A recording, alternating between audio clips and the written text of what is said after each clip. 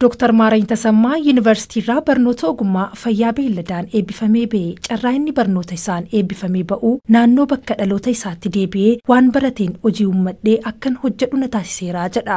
Ani maaliifaniyyuu hojii mataa kootii uummadhee gadi bu'ee hojjedhee gadi of qabee inni hojjedhu deetanii yaadeetan gara kanatti galee kutannaa guddaa hundina keessa ture fi haamilee cimaan qaban. Maatiin isaa akka inni qacaramee hojjetu fedhii hin qabanuu turan deeggarsi maatiin naaf taasisee fi lafti jiraachuun isaas bu'aa qabeessa akkan ta'u na taasiseera jedha.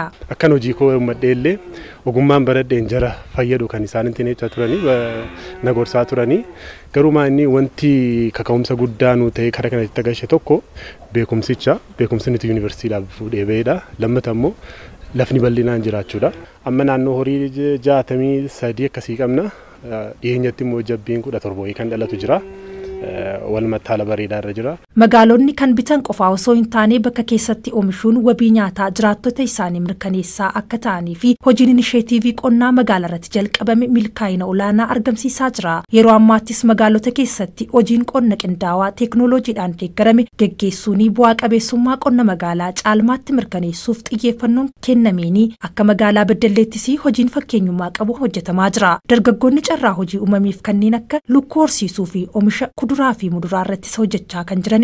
Dadhabnees akka bu'aa irraa argannu beekna. Ammas cimnee hojjenna. Gaafa waa'een daanqoo kana namni jennee jalqabnu hundiyyuu waan ittiin jijjiiramnu ittiin fakkaanne namattis garuu immoo cimnee hojjennee jijjiiramnees agarsiisna. Gurmoofnee gurmuudhaanidha kan hojjechaa jirru. Faayidaan isaa immoo hojii duwwaatu hin taane sammuudhuma keenyaaf gaariidha. Maal jechuun biqilaa ilaaluun baay'ee nama boqochiisa ofii keenyaaf. Ijoollee keenyatti bulchaa jirra. Kanaafiyyuu faayidaa baay'ee qabachuu kooti. Qonni magaalaa damee qonnaa gabbisuu irra darbee dinagdee magaalaa fi hojii uumuun ni guddisa. Wabii nyaataa sadarkaa biyyaatti eegamuu fi milkaa'ina akka ta'edha. Itti aanaa kantiibaa fi itti gaafatamaa waajjira carraa hojii uumuu fi ogummaa magaalaa Beddellee obbo Tasfaa'uun Fiqirasillaasee kan kaasan. Dameewwan garaagaraatu hojjechaa jirra. Kan qonna irratti amma kuduraa fi muduraa bonee magaalichi qabu guutummaa guutuutti hojii kilaasteraan kuduraa muduraa oomishuudha.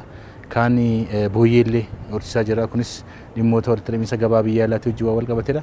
Dabalataan horsiisa lukkuu, furdisa looniif aannanii bal'inaan magaalli Beddellee hojii irratti hojjechaa jirti. Dhimma qaaleensa gabaatti gabbeessuu magaalattii keessatti illee gahee guddaa qaba. Dabalataanis jedhu obbo Tasfaa'uun dargaggoonni fayyadamaa carraa hojii ta'aa akka jiranisudha kan dubbatan. Bara kana keessa ijoollee yuunivarsiitii irraa giraajuweet godhan bal'aan sadarkaa doktaraatti illee doktara veterinarii medisinii warreen baratan illee paakeejii jarri baratanii fi hojii nuti irratti jara gurmeessuu hundee akkaataa wal fakkaachuu danda'uun kan nuti gurmeessaa jirru jechuudha.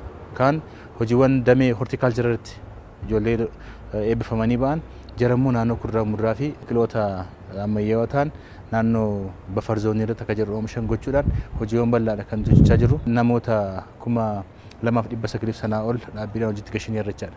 Hojiin inisheetiivii qonnaa magaalaa irratti hojjetamaa jiruun bu'aa qabeessa ta'aa jira. Uummata hedduunis irraa fayyadamaa jira. Akka magaalaa Beddelleettis walitti hidhamiinsi gabaa bal'inaan akka uumamee dargaggoonni akka isaan waan hojjetan irraa galii gaarii akka argatan taasisaa jirra jedhan kantiibaan magaalaa Beddellee obbo Tsaggaayee Tashooman. Aannan liitiriin tokko hanga 60 hanga 70tti gurguramaa jira.